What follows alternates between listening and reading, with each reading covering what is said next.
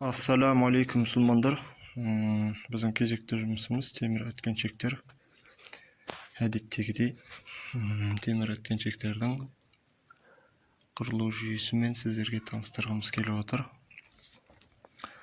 Дәл осындай Т-образный екі түрі бар, яғни екі қабырғасы. Осыған тағы бір бөлекше жалғанумен өткеншектер құрастыруға ниеттіміз. Астыңғы бөлігі біздің кезекте 72 сантиметрге тең болады. Аяқтары 4 сантиметр. Ана профильдің өзінің өлшемі 40 миллиметр болғандықтан ұзындығында квадрат болып тұрсын, әдеміше көрініп тұрсын деп, онда 4 сантиметр қыл жердік. Биіктігі 90 және арасын жалғаушы бөлігі ол 110 сантиметрге тең. Неге аяқ қойып жатырмыз? Өзі болып тұрса да болатын еді. Бірақ мына жерін дәнекерлеген кезде азғантай құрттай майысатын аяқ. Сосын ертең жерге қойып, бұл өткеншек тербелген кезде жаңағы майысқан жері кішкене білдіртеді, сондықтан осындай аяқша қойып жіберіп жатырмыз. Кескен кезде әуелден айтам, кескен кезде профильдер бір-біріне анық жатып тұруына көз жеткізу керек. Яғни ашық қалмау керек, бұлай да ашық қалмау керек. Бүйтіп қойған кезде арасында шел болмау керек. Ешқандай да шел болмау керек. Дүп-түзу кесілгеніне көз жеткізу керек. Сонда жұмыс жасау оңай болады, және де мұның бір түзу шығуына бір себеп болады. Әдеттегідей жүйемен жұмыс жасаймыз. Өткеншектің астыңғы бөлігінен бастап жатырмыз. Яғни аяқтарын сваркілеп жатырмыз. Струбцендермен қысу арқылы оңай сваркілеуге қол жеткізіп жатырмыз. Аяқтарынан бастадық. Айналдырып қойып жатудың қажет жоқ. Екі бетінен қисық болды. Сонымен сондай осысынан қиямыз. Бірінші мынаяқтан приходтап аламыз. Бірден құйып тастау келіспейді, бір шетке тартып кетуі мүмкін. Сварка бір шет тартады, сондықтан мынақа приходтап ұстатып қоямыз. Тартып кетпес үшін мына шетінен құйып тастаймыз. Сосын мына шетінен құйып тастап тазалаймыз. Сосын ортасын белгілеп қойдық. Жаңа айтып өткендей ортасынан Т есебінде тағы бір стойка түседі. Тағы бір бөлігін сваркіледік. Аяқтарын сірі дәнекерлеген болатынбыз. Мынаны 90 градус қылып шығару керек болады. Ол үшін біз угломерді пайдаланамыз. Біз угломерді ұстасақ, мынандай астыңғы жағы тиіп тұр. Үстін жағында 1-2 мм шел бар. Я темір қисық, я угломер қисық екеуін бірі бар. Шеттен бірі. Астыңғы жағы тиіп тұр.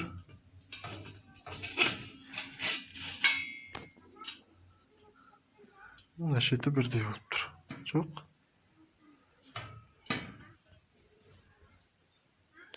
Шамалы 1-2 мм бар. Ол үшін қалай тегізген кезде де үсті тимей тұрды. Ол үшін тағы бір угломерді қойдық. Тана біреу алдауы мүмкін деп. Бұның керісінше асты тимей тұр, үсті тиіп тұр. Шым угломер алдап тұр. Мына шеті бірдей болып тұр. Шым екі угломер екі түрлі көрсетіп тұр. Угломер қисық, темірдің өзі қисық. Сондықтан да центрде тұр ғасыра. Тағы бұлайша ориентер жасап жібердік. Мына тұсынан метрлікті саламыз, әлдіріпті. Мына қарыннан есептейміз. 96-та 5 миллиметрді көрсетіп тұр. Мына тұсынан тағы мына тұсын өлшеп көреміз. Ол 96-да 3 миллиметрді көрсетіп тұр. 2 миллиметр ойнап тұр. Енді келесі бөлігін тағы дәл өстіп құрастырмаймыз да, мынаны беттерін тазалап жіберіп, осының үстіне шаблон қылып пайдаланып құрастырамыз. Енді 1-2 миллиметр ойнап тұр ғой. Анау 1-2 миллиметр мұнаның ойнаған басқа жаққа қарай ойнап кетсе, екеуі екі түрлі болып кетеді. Сондықтан да мынаны соған қарап жинаймыз. Беттерін тазалап жіберіп, үстін стрүптендермен қысып, дәл сөйтіп жинаймыз. Стрүптендермен екі аяғын бір-біріне қысып ұстаттық. Шекесінен қыстық. Екі қырынан қысып, бірдей қылып ұстатып қойдық. Және мына бөлігін мына тұсынан приходтадық. Және де теп-тегіс тұрғанына көз жеткізіп, екі шетін приходта қойдық, екі астын. Мына тұсын сваркілеген кезде сварка тартып арғы қара қашып кетпесі үшін. Алда стрүптендерді шешеміз, сәл суығаннан кейін осын аударып келесі бетін сваркілейміз.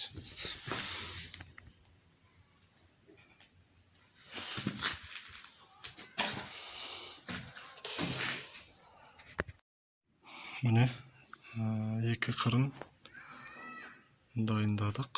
Үсті тек қойылып тұрған, тек жобасын көрсетейін деп.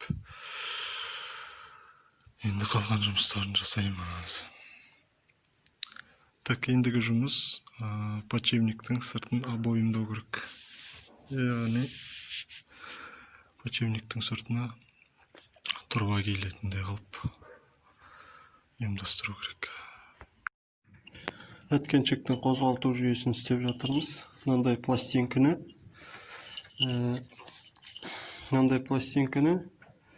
мына болттың диаметріне өлшеп тестік. Олай кісейіп кететіндей.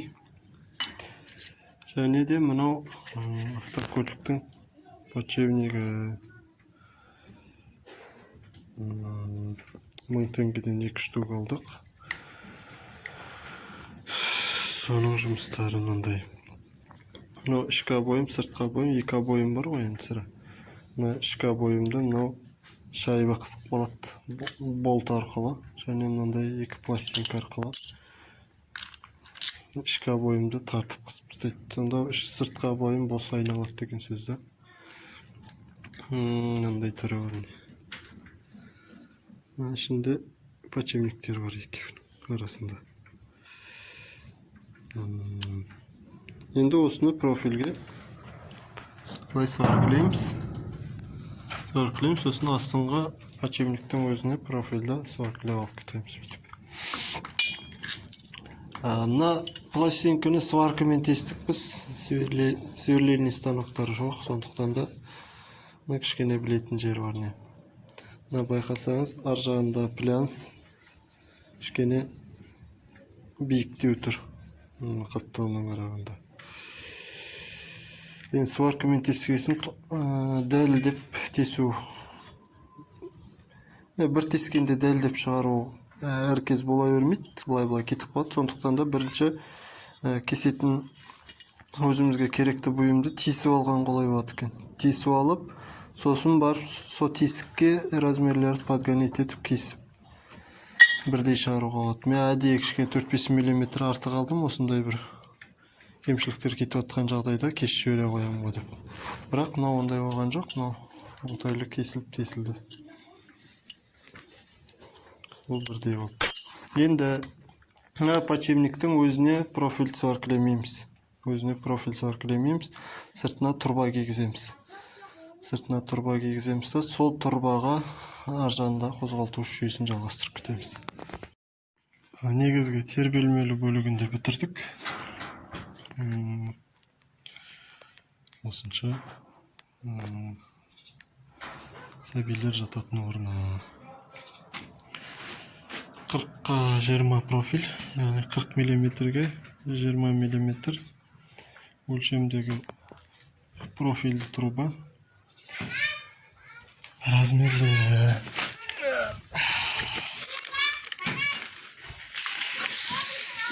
Ой 82 сантиметр. Ені 54 сантиметр. 54 сантиметр. Соған 6 полоса жібердік. Размерлері ені 7,5 сантиметр. Ұзындығы 57 сантиметр. 57 сантиметр. Аралары 5,3 сантиметрге тең. 53 миллиметр яғни аралары. Лис 0,7, қалыңдығы 0,7 миллиметр. Және де екі жерінен 2,2 сантиметрден қидық, сваркіледік. Осынша тербелмелі бөлігі. Енді осының ортасынан 20 профиль. Ендігі жұмыс осы ортасын орта центровкасын шығарып аламыз да профиль сваркілейміз. Және подшипник соған ойылып сваркіленеді. Подшипниктен кейін сірә негізгі бөлігіне подшипник арқылы жалғанады. Өткізгі арқылы. Подшипникті жұмыс подшипниктің шаруасы мынандай болып отыр. Сыртында байқасаңыздар труба 57 диаметр, қателеспесем. Соны 2 сантиметрден кесіп алдық. 2,2 миллиметр. 22 миллиметрден кестік. Қалыңдығын айтып отырмын. Қалыңдығы 22 миллиметр. Өзіне сыймайды, өзіне сыймағандықтан арасын жарып кестік. Енді осының арасына электрод салып жібереміз да. Дәнекерлей жібереміз. Осындай жүйемен құрастырып отырмыз. Сосын олай салынады. Үстіне жиналады. Гайкасы қатады, сонда осындай жүйемен тұрады жобасы. Осыған профильдер сваркілейміз. Айтып отырғандай турбаны ортасын сваркіледік. Арасын қосып сваркіледік. Және профильді осы турбаға ойып кестік тамақтап. Енді осы турба профильге дәнекерленеді. Подшипник ішінде тұрып, сыртындағы турбаны профильге сваркілейміз.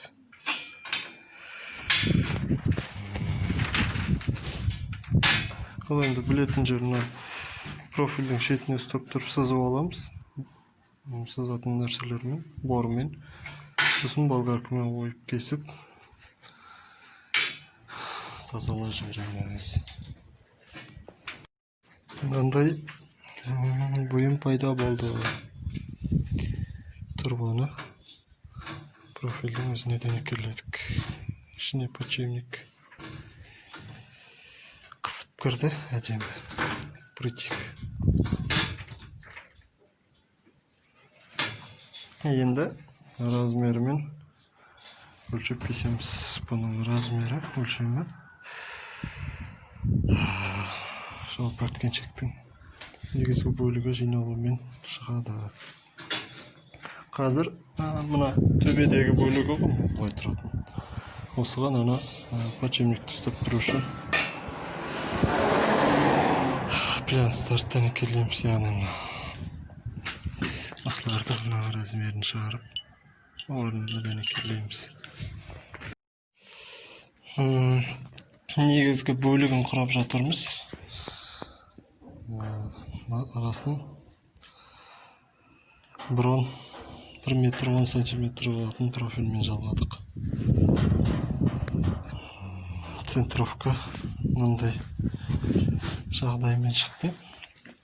Брон болатын болса, 4 сантиметр, әр жақта да сондай. Іші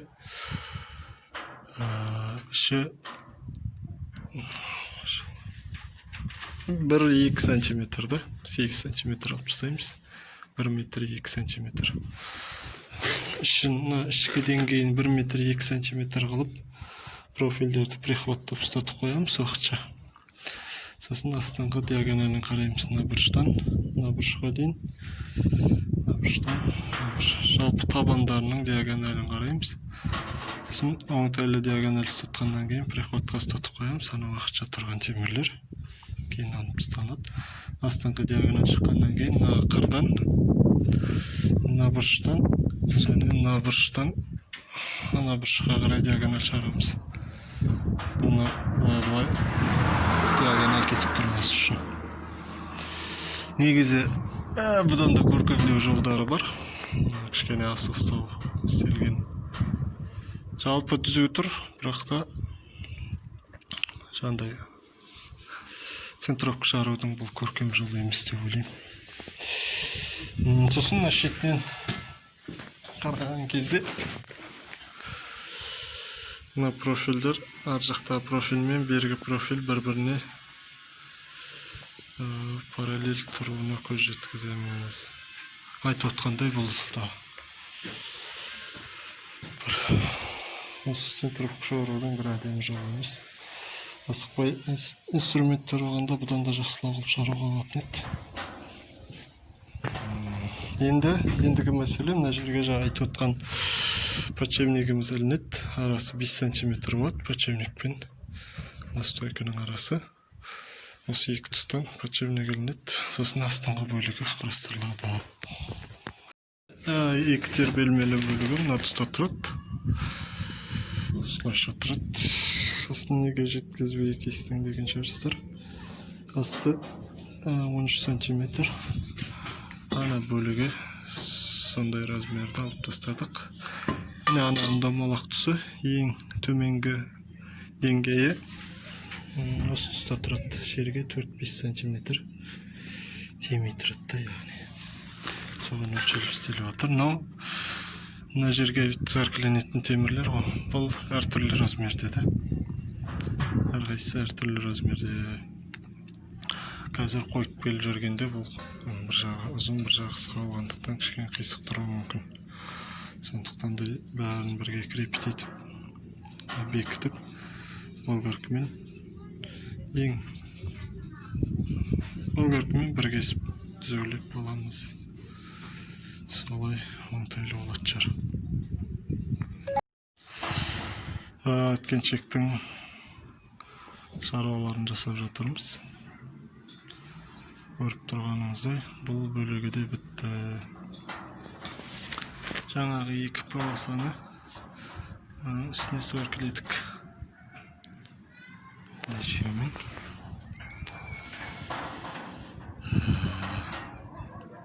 Енді мына өзінің бесікшесінің центрін шығарамыз, орталық бөлігін шығарып, осыған дәнекелей қоямыз. Әдетте мен алдыңғы осы видеоның описаниясына ссылка ретінде сілтемесін қалдырам.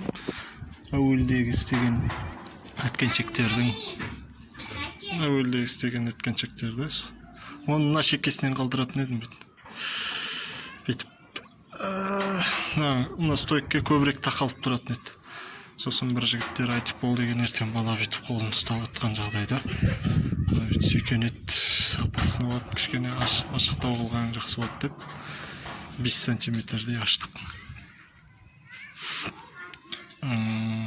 Дәл осы жүйемен қайталап істесеңдер болады. Ендігі кезекте енді шаруасы азайды, мынаны қоямыз орнына, білдіреміз. Сосын шетінде азғантай өнерлері болады, сол өнерлерін жапсырып жұмысты жақындатамыз.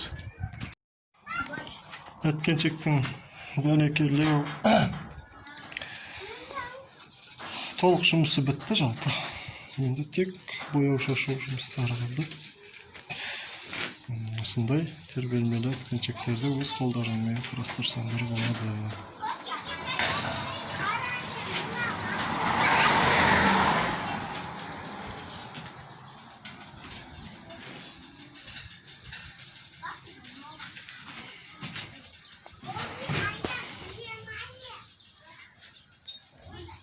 Осындай ой өрнектер қойдық төбесіне. Және де жігіттер айтып кететін нәрсе, осы өткеншекте бір переделка бар. Аз-маз қате кеткен жері бар. Соны кім қалай ойлайды, қай жерінде переделка кетті деп ойлайсыздар. Комментарийға жазамыз, пікір қалдырамыз. видеоны анықтап қарайтын болсаңдар, сол бір кемшілікті табатын боласыңдар. Переделка тапқан адамға аз-маз, бірінші тапқан адамға, яғни аз-маз подаркым бар. Сол переделканы іздеп көрейік.